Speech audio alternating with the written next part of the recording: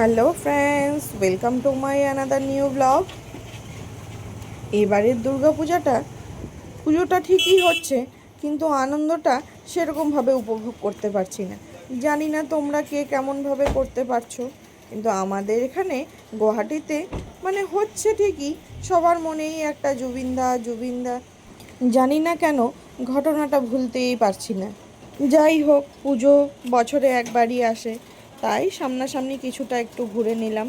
এটা হচ্ছে আমাদের বাড়ির সামনে কামাখ্যা কলোনির পুজো প্যান্ডেলটা সেই বাঁশ ব্যাগ ছোবা দিয়ে বানিয়েছিল, আর আদিবাসী দিয়ে থিমটা বানিয়েছিল।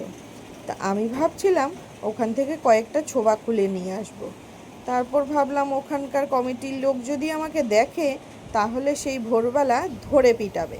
সারা রাত সেই আইসক্রিম স্টলে ছিলাম, লোকজন দেখে বেশ ভালোই কাটছিল।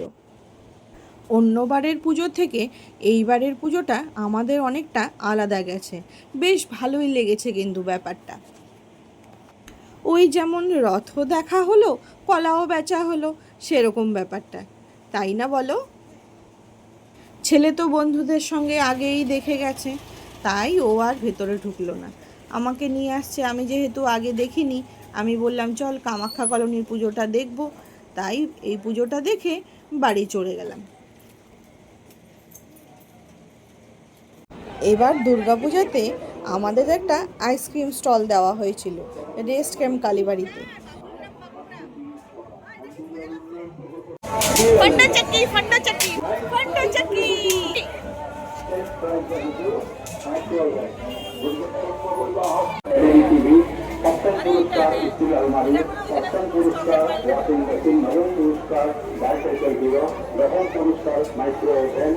যেহেতু নিজেদের স্টল, তাই মৈনাকবাবু আসছে আর ফ্রিজ থেকে আইসক্রিম বের করে টপার টপ খেয়ে নিচ্ছে।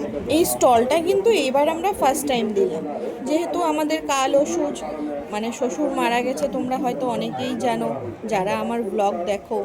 তো কৃষ্ণ ভাবলো এবার তো পুজোতে আমরা অষ্টমী অঞ্জলি দিতে পারবো না, দশমী তেল সিঁদুর ছোঁয়াতে পারবো না, তাই ভাবলাম এটাই ভালো পলিসি। ফার্স্ট টাইম এক্সপিরিয়েন্সটা কিন্তু ভালোই ছিল।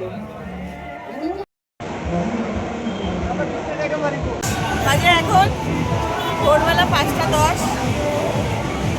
দেখো কি খাচ্ছি, সেই টেস্টি।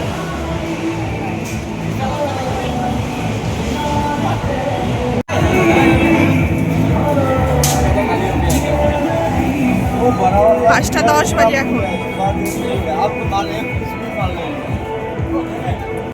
বড় কাস্টমার আসছে আমার দোকানে, সবাই আয় সামনে, ওই না সবাই সামনে আয়, সবাই সামনে আয়, বড় কাস্টমার।